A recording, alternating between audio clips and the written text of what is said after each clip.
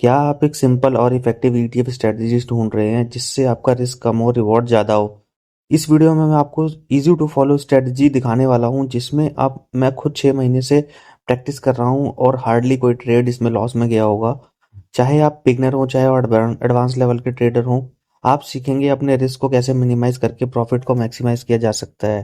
तो तैयार हो जाइए अपनी ट्रेडिंग को नेक्स्ट लेवल पे ले जाने के लिए। चलिए शुरू करते हैं। तो आज के इस वीडियो में हम सीखेंगे ईटीएफ स्विंग ट्रेडिंग्स की एक सिंपल और एक इफेक्टिव स्ट्रेटजी, जिस पे सबसे पहले हम ईटीएफ का रिव्यू करेंगे और ईटीएफ्स क्या होते हैं हम इसके बारे में जानेंगे। दूसरा हम लोग स्ट्रेटजी का ओवरव्यू करेंगे। तीसरा हम लोग स्टेप बाय स्टेप जानेंगे कि हमारी क्या स्ट्रेटजी रहेगी। चौथा मैं आपको एक प्रैक्टिकल एग्जांपल बताऊंगा कि कैसे हम लोग अपने प्रैक्टिकल स्ट्रेटजी को अप्लाई करेंगे, और इस स्ट्रेटजी के बेनिफिट्स बताऊंगा मैं आपको कि कैसे इस स्ट्रेटजी को अप्लाई करेंगे। और लास्ट में रहेगा हमारा टूल्स जो इसके लिए रिक्वायरमेंट होगी आपकी। तो चलिए दोस्तों शुरू करते हैं अपनी वीडियो को। तो सबसे पहले हम लोग ईटीएफ का रिव्यू से बात कर लेते हैं। रिव्यू में सबसे पहले देखा जाए तो कि ईटीएफ जो होते हैं ये एक म्यूचुअल फंड की तरह होते हैं जो कि शेयर जैसा मजा और सेफ्टी देते हैं। म्यूचुअल फंड जैसी इसके अंदर शेयर का प्राइस जैसे ये ट्रेड डेली हर दिन ट्रेड करते हैं हम मार्केट के अंदर, और म्यूचुअल फंड जैसी सेफ्टी भी रहती है इसके अंदर। म्यूचुअल फंड में कमी इस बात की रहती है कि आपको जो है आपका जो प्राइस होता है वो आपको मार्केट में ट्रेड होता हुआ दिखाई नहीं देता है, इसलिए ये ईटीएफ जो है उसकी जगह ले लेते हैं। ईटीएफ उनकी जगह एक बेस्ट ईटीएफ्स के अंदर हमारा ये एक्सेस हमें देते हैं कि हम लोग इसमें वैरायटी ऑफ स्टॉक्स में इन्वेस्ट कर सकते हैं, और दूसरा नंबर हम लोग वैरायटी ऑफ थीम्स में इन्वेस्ट कर सकते हैं। जैसे कि ऑटो में, जैसे आपको कोई मेटल स्टॉक पसंद है तो आप स्टॉक में अगर लेंगे तो अगर स्टॉक अगर नीचे उतर गया तो आपको स्टॉक्स में डर लग सकता है, लेकिन ईटीएफ्स के अंदर ऐसा कुछ नहीं होगा क्योंकि ईटीएफ एक बंच ऑफ स्टॉक्स रहता है जिसमें आपके कई सारे स्टॉक्स इंक्लूड होते हैं, तो आपको डरने की कोई ज़रूरत नहीं होती है। और ईटीएफ कभी भी ईटीएफ का रिस्क बहुत ही मिनिमाइज रहता है। और ईटीएफ्स की बात की जाए, इसके अंदर एक लो मैनेजमेंट फीस रहती है जो कि उसके अंदर इंक्लूड रहती है, और इसको हम लोग एक्सपेंस रेशियो भी कहते हैं।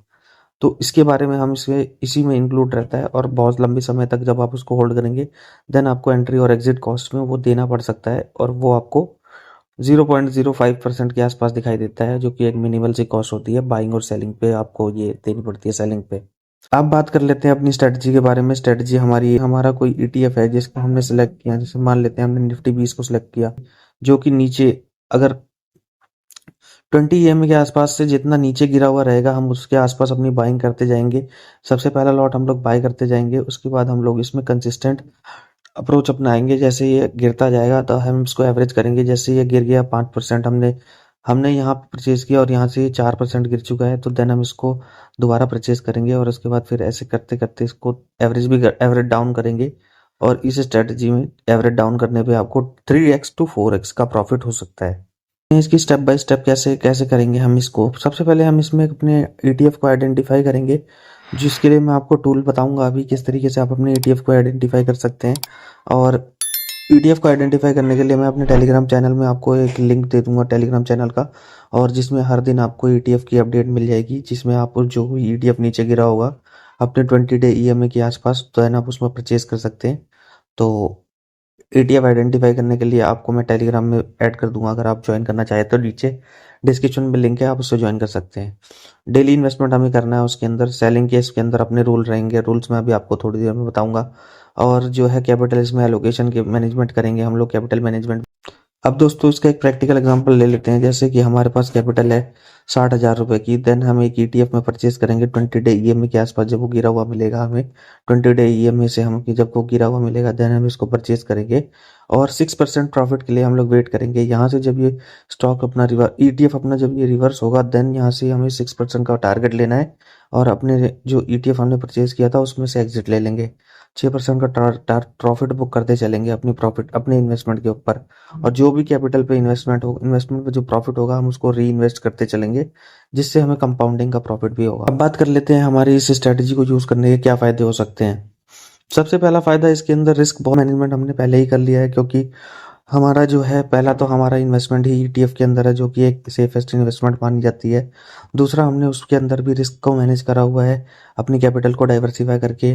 और तीसरा, उसके अंदर हमारा जो ईटीएफ्स रहेंगे वो भी डाइवर्सिफाइड फॉर्म में रहेंगे, हम कई सारे ईटीएफ्स में इन्वेस्ट करेंगे। तो जिससे हमारी डाइवर्सिफिकेशन बहुत अच्छी हो जाती है। और दूसरा नंबर हमारा कैपिटल मैनेजमेंट भी बहुत अच्छी तरीके से हम फॉलो करेंगे। एक स्टॉक के मुकाबले हमारी इस स्ट्रेटजी के अंदर रिस्क बहुत कम रहेगा, क्योंकि हम लोग डाइवर्सिफाइड स्टॉक्स की बास्केट्स में इन्वेस्ट करेंगे, जो कि एक ईटीएफ्स होंगे। ट्रांसपेरेंसी बनी रहती है, क्योंकि हमारा जो ईटीएफ रहता है वो फंड मैनेजर्स होते हैं, वो इसको डिसाइड करते हैं कि ईटीएफ्स के अंदर कैसा स्टॉक्स को डालना है, कौन सा स्टॉक्स रहेगा, कौन सा नहीं रहेगा। तो इसके अंदर हमारे को कोई इंटरवेंशन करने की जरूरत नहीं होती है, जिससे हमारा ट्रांसपेरेंसी बनी रहती है और स्टॉक्स जो होते हैं हमारे पास सारे अवेलेबल रहते हैं, कि जो कि ईटीएफ में इंक्लूड होते हैं। ईटीएफ को स्टॉक्स की तरह मैनेज किया जा सकता है, जबकि म्यूचुअल फंड को मैनेज नहीं किया जा सकता, क्योंकि म्यूचुअल फंड जो होता है वो एक म्यूचुअल फंड ऑफ बास्केट्स होता है। एक मैनेजर होता है, वो उसको फंड्स उसमें कई सारे स्टॉक्स में इन्वेस्ट करता है, जिसमें से जिसकी एक एवरेज वेटेड एवरेज निकाली जाती है। जैन उसको एक प्राइस उसका जो बनता है उसको एनएवी बोलते हैं, और उसका एनएवी जो होती है वो आपकी अलॉट होती है आपको, जब आपकी मार्केट फ्लक्चुएट होने के बाद जब एक प्राइस निकलता है उस दिन का, तो देन वो उस दिन की उसकी एनएवी होती है।